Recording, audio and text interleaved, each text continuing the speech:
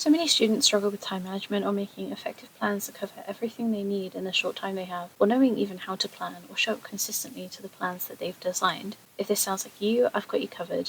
A good plan should support your strengths, account for your weaknesses, and be easy for you to follow through. It starts with taking stock of everything you need to cover, assessing how much time you have, and then setting yourself up to win the tasks you know you will get started on and complete on time. There's hundreds of tools, techniques, tips, and tricks out there to help you do this, but which one you pick depends on your specific strengths and challenges.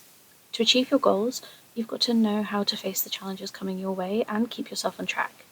As the saying goes, you measure twice and cut once. Spending some time effectively planning sets you up for success instead of feeling like a constant failure who can't stick to a plan.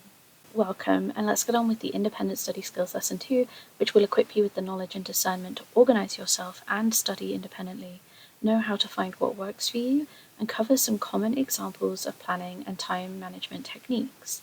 This is a crucial place to start for any independent project and appropriate for the beginning of the new school year. But don't worry if you're not joining us in September, it's never too late to make a good plan. The description will always have all of the links to the chapters of the video that might be relevant for you if you're not here for the whole video, and links to specific techniques demonstrated by some great YouTubers. Always engage in the way that works for you. If you need to take the video in smaller chunks, pause and come back, whatever, that's absolutely fine. Come and go as you please. Do feel free to ask questions or make comments though. I will do my best to get back to everyone with advice. I highly recommend that you take notes as we go along, pause and take part in any of the tasks or practices that I recommend so you can hone your skills and reflect on how to apply anything we talk about specifically to you along the way. Alright, our objectives today. We're focusing on how to use time the most efficiently and adopt an effective management technique of your studies so you can really take ownership and find success. We will go over some common specific techniques and basics like how to manage a calendar or make a revision schedule, what Gantt charts are and how to use them, and discuss some common apps, giving you an idea of the variety of tools that are out there, as well as what might work best for you. And then I will show you an example of how to apply these skills to a maths course, assessing your progress so you can adjust the plan as things change and make sure that you're holding yourself accountable. And here's a breakdown of the video, so if you're after something specific, here's your chance to pause and find the right chapter, but we're going to move swiftly along and get straight into the detail. Obviously, in order to get anything done, the sort of bare minimum flow of operations is that you have to have identified the task or thing that needs to be completed, set aside or take the time to actually do it, and then it gets done. Now, if that works, fantastic. However, for most people, and especially for students, this rarely tends to be the formula for success. And you can see why at each of these 3 stages something might be going wrong. First, you've got to identify the task. What if the task is encompassing too many other tasks, or it's too complicated and there's side quests popping up all over the place, or there's task dependencies you can't tell just at face value, or there's so many smaller steps to take that you're getting overwhelmed, or what if you do know what you need to do, but you just don't have what you need in order to do it. And then there's the time-based aspect. We could have unpredictable events come up, or circumstances around our energy, or meetings or appointments, or other drains to our time that mean we can't get started on time, or that we have less time than we need or that we thought we would have. Or even it could be that tasks are taking you longer than you expected, disrupting the schedule you set for yourself so you can't complete your tasks in the time that you allocated. And then lastly, of course, there's the actual task itself. What if you struggle to get it done effectively, or you're making mistakes, taking more time than you needed, or if you've not identified the most effective tasks, so even if you have done the task you set for yourself, it wasn't actually what you needed to achieve your goal. So there's all sorts of reasons that a basic plan might not be resulting in success, or why you might have abandoned planning altogether or found that scheduling just doesn't work for you. Take a minute to note down now why or how your plans or best laid out intentions have failed in the past, and that's going to help you know where to improve in future. Okay, so let's start off with what a good plan should include. Now, of course, a caveat for all of this is that your mileage may vary. You have to apply it to a certain situation, and I'm trying to be as general as I can to cover as many situations as possible. It might not apply, or there may be even more aspects not covered for a certain situation. But as for the basics, I feel like a solid plan includes at least all of the tasks that need to be completed from start to finish to achieve your goal. Therefore, obviously, to include that in the plan, you need to know what those tasks are, and you need to know the order that you need to do them in. You need to know the resources that you need. Then a truly effective plan accounts for this setup of getting what you need or any transitions or specific needs you have about following through on a task. An easy way to lose track of time is to not be prepared for how long these steps actually take, or how things like energy levels, distractions, or transitions can impact how productive your focused task time is. Which leads on to being realistic about how long a task takes. No good telling yourself you only need an hour to revise trigonometry if you actually need to take 3 hours to fully cover that material. And of course, failure, expecting the unexpected, or truly unpredictable challenges, obstacles, mistakes, or just the unpredictability of life, it has to be accounted for as much as possible in a good plan. An adaptable and flexible plan is a resilient plan, and if you can account for any obstacles and challenges ahead of time, even better. And finally, a really strong plan sets aside dedicated time for reviewing and assessing your progress, reflecting on how well things went, and providing space for adjustments to keep the plan flexible and accommodating, accounting for those natural changes that happen as you make mistakes or as you improve your skills or just as the demands of the project or the flow of tasks changes. To help you identify what techniques or tools are going to work best for you to include everything that you need in a good plan and actually take you to success, I've clustered them into 5 main categories. First and most obviously is the scheduling techniques category. This is calendars, time-based trackers, classic pen and paper diaries, or any kind of plan really that focuses on the specific timing of events and slots tasks into allocated blocks of real time. Then there's generally what I call counting-based techniques. Now this could be time or task-based, like Pomodoro, where you're counting chunks of 20 or 30 minutes or whatever as they pass by, or any kind of retrospective tracker that counts how many tasks or steps you've completed or how many time slots you've worked for. Anything that kind of counts up like scores or points or how many things you've achieved. Chunking is just a really straightforward basic to-do list or breaking down plans or goals into actionable, single step or as simple as possible tasks that are small and really easily achievable and easily checked off to kind of measure your progress on a specific task. Whereas task-based time management is really similar but broader in scale, so you might list the things based on what the final end goal of those tasks are, or that specific workflow, or the opposite, listing only the very first step to help you get started, or having task flowcharts so you can see how the whole operation or how the whole project is going to go, so you can sort of see how close to being finished you are, or what task is coming up next. Or I would put general bog standard to-do lists under task-based as well, because sometimes a to-do list has items on it that are just single actions, but sometimes they are multi-step actions, but you don't want to break it down or you don't need to break it down or whatever. That's kind of your standard list of tasks. Whereas chunking is like really, really breaking it down and focusing on getting started. A task-based time management technique is more about identifying and knowing where the goals are and what you need to do to get there. Then there's gamified time management or planning. You can get really creative with this one. It's definitely the one that takes the most work to set up, but it can have the highest payoff. We usually use apps for this, but you can set it up with good old-fashioned pen and paper too. Gamification involves heavily utilizing rewards, translating the time you've spent or task completion into scores or points or something, but where you're going beyond just counting, you're hitting project milestones and accumulating rewards and making it really clear what your motivations are. Of course, you can use penalties as well, but I really strongly advocate for not penalizing yourself when you're trying to achieve a goal, especially if that goal is studying. So gamified techniques can really combine anything and everything. It's the most customizable and labor-intensive of all the planning and organization methods. Lastly, of course, I'd be remiss if I didn't mention that, of course, there's combinations for these broad categories or apps that utilize multiple types of time management techniques and unique ways you can customize these options yourself. For example, I use personally a mixture of counting, chunking, and task-based methods for everyday work, but for more complex projects, tougher goals, or other functioning stuff, I will use gamification as well.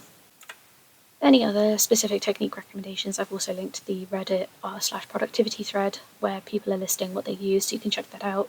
Try to avoid sinking too much time into this, either by setting yourself a time limit or something, because it's very, very easy to get sucked into trying to maximize productivity or find just the right tool or app and make all of your plans perfect, but be aware that it's kind of a trap that keeps you unproductive and wasting time. Planning is important, but you should be able to limit how long you're spending making plans, especially once you've practiced the skills to keep it up regularly. Okay, now we've covered all these broad categories, I'm going to speak about some specifics, but first I want to talk about how to choose what works for you. You might already have an idea based on what I just said, but here's a guide just in case, as choosing the right method for you is critical to ensure you don't waste time, especially if you're joining us in September. While the school year may seem like this endless, massive, long amount of time, and there's plenty of it, any teacher will tell you you really only have a limited amount of time, and it whizzes by faster than you think, especially compared to the amount of material you need to know. You don't want to spend loads of time figuring this stuff out, so here's how you can quickly narrow down what might work best for you to ensure that you actually follow through. The time management techniques we just covered can be visually displayed on this triangular chart. Now, I'm a geologist at heart, I love a good triangular chart, but if you've not seen one before, just think of each point as a sliding scale, where the point is 100% of that aspect, and as you move further away from that point, it scales down to 0% on the opposite line. So at the top we have knowing what to do, how to achieve the goal, what you need, what you have, how to get started, anything to do with knowing. And then timing, how long things take, making sure you're working efficiently, not wasting time, and finally doing, the actual following through, the sticking to the grind, completing your tasks. The star in the middle represents the kind of happy medium of all three. Using your strengths and weaknesses as a guide, and thinking about that first lecture where we talked about different mindsets that might be holding you back from achieving a goal, where do you think those mindsets might sit on this triangle in terms of where they represent a weakness or a strength?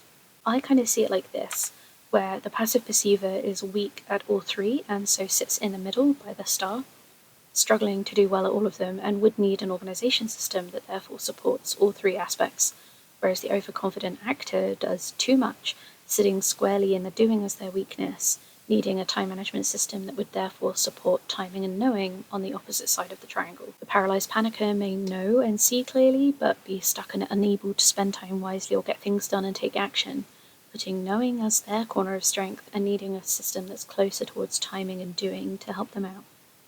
Then, of course, the stress struggler could be doing too much or too little, organising themselves into a mess or not being organised at all, and may end up wasting more time correcting mistakes or spreading themselves too thin to really make meaningful and efficient progress on their goals, making timing their true weakness, so a system that would help them out with knowing and doing might help. The manager mindset, of course, represents the flip side, the Goldilocks zone of achieving that happy balance of all three, regardless of what toolset the individual needs to enhance their strengths and support their weaknesses, because they are working in a way and with a mindset where they're in control of all three aspects. So let's plot the categories on the chart to see more clearly what it is you might need to use, and as we plot them, consider where or what the pros and cons of each strategy might be for you based on your specific strengths and weaknesses. First, scheduling, which of course are heavily time-focused strategies with a good deal of knowing what needs to slot in where to, so somewhere along the timing knowing line. And counting, which is more about doing the things in a time-based manner, so it's on that line. Whereas oppositely, chunking is more about evaluating and figuring out what that first simple step needs to be to help you get things done, so that's on the knowing doing line but closer to the knowing corner. Whereas task-based systems are kind of the opposite, more about doing the whole thing with a bit of knowing what needs to be done. Naturally, gamified sits in the middle, able to balance out or draw on some aspect of all three, and this doesn't mean that it's like the best or anything, it just means that it involves techniques and tools from all three aspects, as opposed to focusing more specifically on one or the other. So if you have thought about the pros and cons of each of these for yourself, or if you weren't sure, I'm going to take us through some hypothetical examples to kind of make it clearer. Let's say you're someone who is great at getting started on something once you know what it is, but you struggle to know what you actually need to do to spend time effectively. Consider each technique category and think about how they might help or hinder this person. The thing to remember is that there's no wrong answers, so if something works for you, that's that. What we're trying to do here is encourage a more efficient and calculated way of thinking about these things, so you might get to a helpful answer more quickly or effectively, rather than having to trial and error different techniques for months or years before you land on one that's actually going to work for you. So this is more for if you don't know and have no clue with where to start with these skills, you can sort of theoretically get to one that might support you best. So our theoretical person who's great at getting started clearly has a doing strength. So that might mean that the strategies closer to the doing corner might be just the ticket for them. But if those strategies don't involve tools that help them figure out where to get started, and they're relying on a weakness to pull them through, they may end up being led to failure. So I would advise that they try something on the opposite side of the triangle first, so either a scheduling-based tactic or a chunking strategy based on whatever the specific person tends to struggle with or what their specific strengths are. Okay, again, have another go. So if we have someone who seems to end up wasting time or spending it really ineffectively, even if they do know what they should be doing, what technique might suit them best? Again, no wrong answers, more just an exercise in justifying the pros and cons of a certain strategy. For this one, I would argue that we're probably looking at someone who needs help getting started or being properly motivated to get going. So gamification or counting techniques might help support them best. What about if someone does spend time effectively in terms of achieving a goal or like learning the material, but just isn't doing enough somehow, like they just can't seem to get things done in time? This suggests timing is the weakness, obviously, and knowing would be their strength, but in a different way to the one before. So a counting or a task-based strategy are likely to support this person best. Lastly, have a go at suggesting pros and cons or techniques that might help someone who, again, knows what they need to do and how long it will take, and they know that accurately, but they just can't get started. Again, to me, this sounds like a knowing strength, and also there's a timing strength here, but it's the motivation and doing which is the issue. So this person will probably benefit from a gamification or a task-based tool. Hopefully that helped all of that make sense. Now we're going to discuss the specifics of some tools from each strategy so you can begin to narrow down a plan that will work for you. So let's talk about calendars, schedules, and all the time-based strategies that may seem obvious and straightforward, but there's all kinds of ways you can customize any calendar to work for you. Obviously, it's going to be impossible to go into everyone's situation, so I'm still going to be talking pretty generally, but everyone has access to calendars, so here's some important points to consider. First of all, if you haven't checked out Ali Abdal on YouTube, he has a great set of videos for revision, for productivity, for project management, and some other cool specific stuff as well, so do check him out. Now, while every productivity tool or every guru or app or whatever might have calendars and loads of functionality, I don't want you to get bogged down in all of that or in the rigidity of it. So when you take a big picture, zoomed out, simplistic view of the whole academic year and then consider the terms, the months, and then zoom in eventually to the weeks and then take it day by day, you're going to have a much clearer idea of how to distribute your tasks across the time that you realistically have. I do think that one of the biggest risks of scheduling-based techniques is that it can feel like you're trapped or restricted by specific timings, although that is just me. Some people need that sense of commitment and accountability to specific hours and minutes, but that said, it is important to stay flexible and regularly check in with your calendar or schedule to keep it up to date. And I think one of the other biggest pitfalls of these strategies is that it's very easy and tempting to add in more than you can realistically get done in that time. So make sure you are evaluating how long things will realistically take you and account for the other things that need to take up your time. You know, whether you're going to be on holiday that week, whether you're socializing, whether you've got chores to get done, and account for proper rest and relaxation time too. However, if you can combat these pitfalls, calendars are a super powerful productivity and planning tool to help keep you on track. Trackers are great. They are my favorite technique for getting things done, and I think their biggest strength is how customizable they are. And this is inherent as well, because you have to design or choose the tracker to track what it is that you want, whether that's how long you're spending working or the tasks or steps you want to make more progress on. Trackers can give you a really broad overview of where difficult areas are for your subjects or projects and where your strengths are. So they have reflection and assessment baked into their design, making your time management even more effective. They can also be as simple as you want them to be. For me personally, I just have a really basic to-do list that has the end goals on it, and then for each goal or task I write an equivalent list that is just the first step, and then I Pomodoro technique my way through, tracking every time I spend 20 minutes working on a specific goal, and then make sure I have the first step laid out for me to get started. It's really simple because my strength is in knowing, so I don't need a technique that really goes into the weeds or details of things that I know that I need to get done. But of course, a tracker might not have everything you need within it, but like I just said, it's super easy to combine with other techniques. So whether you need to pull in the time or the task-based strategies, you can customize it however you need to enhance whatever your strength is and support where you're weaker. I have linked in the description, we've got on the screen as well, Koi and Alicia. They have some excellent examples with free templates you can try for some revision trackers based on topic difficulty, Koi's grow method is more time-based, whereas Alicia's tracker is more task-based. Do watch out with these trackers though, as their customizable nature means that you can be really, really tempted to focus on your strength, meaning, for example, if you struggle to get things done in a reasonable amount of time, or struggle to stay focused on a task, you could end up wasting time.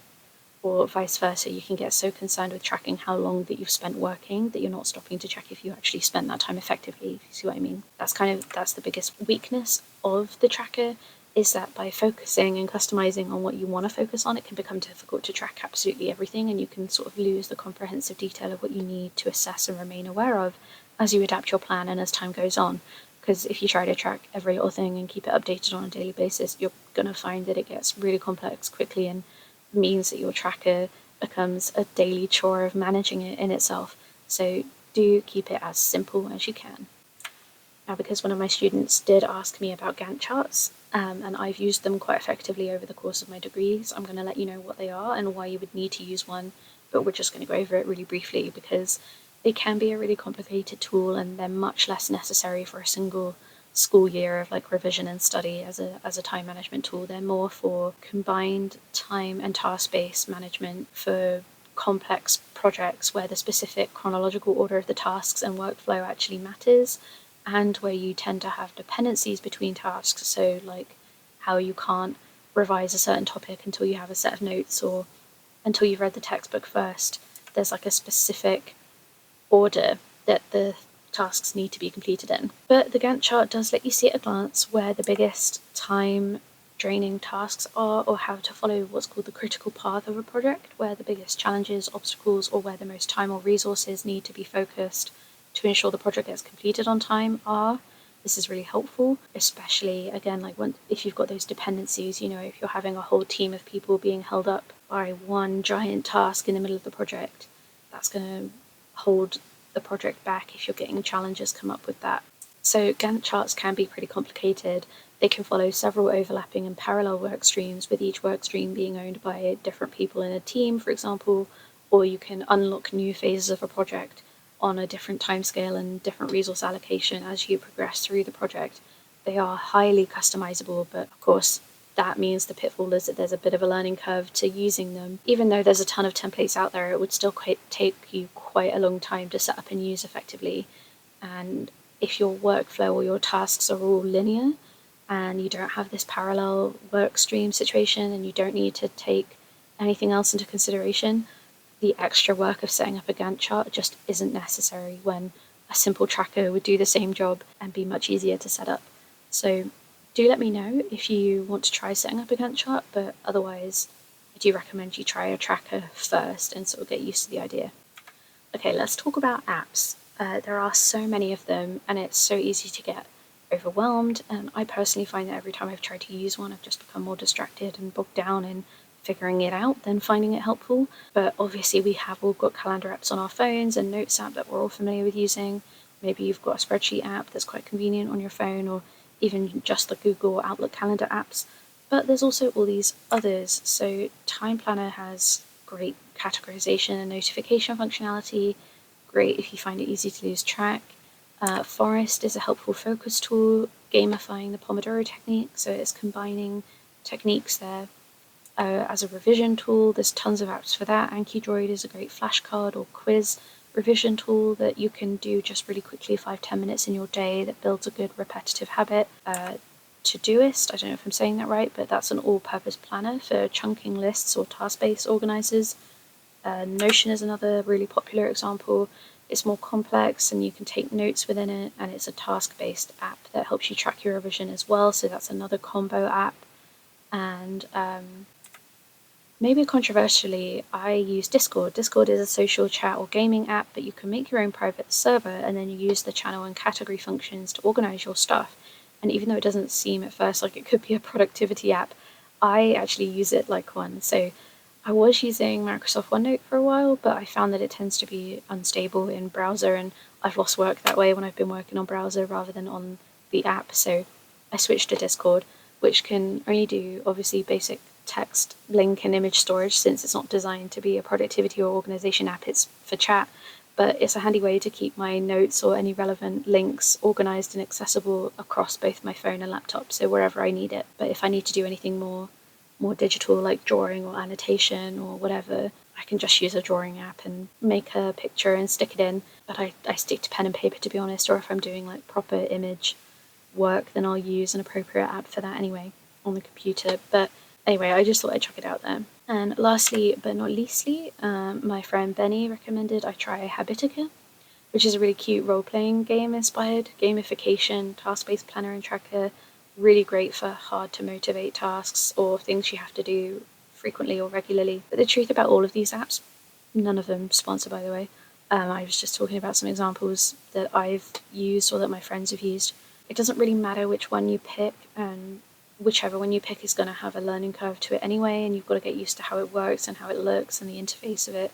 So if you picked one and you've liked the look or feel of it, it's probably worth keeping it and looking up a YouTube tutorial for it or something for how to use it effectively. As long as you've picked an app that has what you need it to do based on how you need to manage your time, most of them have all of the same functionality to help you do that, so it doesn't really matter. And then anything else on top of that is probably just, window dressing or gimmicks or whatever. Obviously, that's the only time that's really not true is if you have really specific needs, then you need a really specific app or whatever. So get creative, use whatever works for you, and just keep an eye out for the actual functionality you're after without worrying about whether you're using the best app for the job or, whether it's the state-of-the-art app of productivity out there, because they're all so similar. But if you're really, really stuck and unsure and don't know which one to try, comment what you're after and I might be able to direct you more specifically, because I've tried so many of them myself. Okay, so you've chosen your app or you've chosen the technique you want and you've started your term with productivity in mind.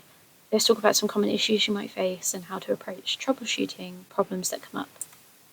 So really commonly, one of the first problems people come up against is that they don't have something that they need, whether that's a resource or whether that's a skill, or you don't know something, or you're getting stuck and making mistakes. Think back to the triangle, the knowing, timing, doing triangle. Think about where your problem lies. It might indicate what corners of the triangle you need to move towards to get back on track. So if you're wasting time not knowing what you need or you don't have what you need, set aside focused, dedicated time to make a list and gather everything that you need before you start work. Sometimes just the act of specifically giving a task like that dedicated time and attention can stop it from eating up minutes or worse of what could be your dedicated revision or work time. Whereas if you struggle with keeping focus, maybe your brain needs a break. Breaking effectively is a skill. I'll be talking about that next time. Similarly, if you find that you procrastinate a lot or get stuck, we're going to talk about getting started. We're going to talk about research skills as well in future talks. Procrastinated, same thing, getting started skills. Whereas if you're finding that the task keeps taking longer than expected or allocated, that's a weakness in the timing corner. So reassessing and moving towards the knowing corner with reviews and reflection can help you. You may have to reassign how long you expect tasks to take or figure out what's causing the issue, more specifically whether you're getting stuck or doing some other problem or some other doing problem, if you need help or if there are different tools or resources that are going to work better for you. And finally, what if you're just not sure if what you're doing is actually effective? This is where assessing and reviewing skills come in handy. Again, we're going to talk about this in the 9th video in this series as part of problem solving, so come back for that one in more detail if you find this is your problem. Either way, recognizing that you're getting stuck, whether it's one of these things or whether it's something else, is a huge first step, because then you can immediately move to correct it. Challenges and obstacles are normal and expected, so don't be put off if you found that you've had to spend time problem solving. That's just part of it. And don't be afraid to try something new or work in a different way and see if that helps. Okay, let's start putting some of these skills into practice. 2 really quick 5-minute tasks you can do if you're not sure what to put on a to-do list or how to even set a goal is to use the Speedy Priority Finder. The Speedy Priority Finder is a tool that coaches use to help clients find what they want to improve on or work on in their life, but there's no reason a student can't also use it to help identify where you need to start. So it's a series of 8 questions designed to hone in on exactly what you need to prioritize, starting with simply, what is the goal? You can be as broad or as specific as you like here, don't worry about it, don't think too hard. This is just like, chuck out the first thing that comes to your mind. 2, why do you want to achieve that goal? This will tie in with your motivation and help remind you how to align your actions with your goal. Then 3, what are 3 actions you can complete to move you towards your goal? reading, annotating, practicing questions, scheduling something, getting tuition, watching a video to help, whatever it is. And what are 3 challenges you might face? This will be specific to you. Are you likely to get distracted, bored, hungry, busy, or whatever it is? What will tend to come up for you? And then, what would your friends say your greatest challenge is? Don't be too mean to yourself. And 6, to balance that out, what would your friends say your greatest strength is? Sometimes this, considering the outside perspective, reminds us to step outside of our own heads and remind us of our strengths and weaknesses if we aren't very good at seeing it ourselves. This can pull your focus to solutions. So 7 is how can you overcome those challenges? And finally, 8 is a statement of commitment to keep on track by. Is that going to be reviewing at the end of each day or week, by using a tracker, by having regular end of topic assessments and reviews, holding yourself accountable with commitments that your friends or family, teachers or tutors can help keep track of, whatever works for you. Okay, let's also look at SMART goals. A quick and easy way to make sure that you are assessing each task is effective to reach what your overall goal is. So S stands for specific. Be specific about what you want to achieve. Then M is for measurable. How will you track or recognize progress towards the goal? How will you know when you're achieving it? The A, naturally, is for achievable, but you can think of it as actionable as well. How will you make sure that the task is something you can and will actually action or achieve? R is for relevant. Make sure it's relevant to the goal and not taking you on side quests. And the T is for time-based. Achievable goals need to have reasonable deadlines and keep on track by being realistic about how long things will take. I do recommend that you take the time to think about these quick activities if you're not sure where to begin. Now let's apply all of this to a maths course. So I've just got an example spreadsheet here, and the very first thing you want to do is check that you've got a list somewhere of the whole course or syllabus. I usually do this by going onto the Examples website and following the specification, and then either clustering the points in ways that make sense into topic titles. But if you're at school and you're not doing this fully independently, your teacher or course leader should have set up lesson titles or topics you can follow along with. So make sure you've got a list of those, and then once you have that, it's up to you to decide what tool or time management technique suits you.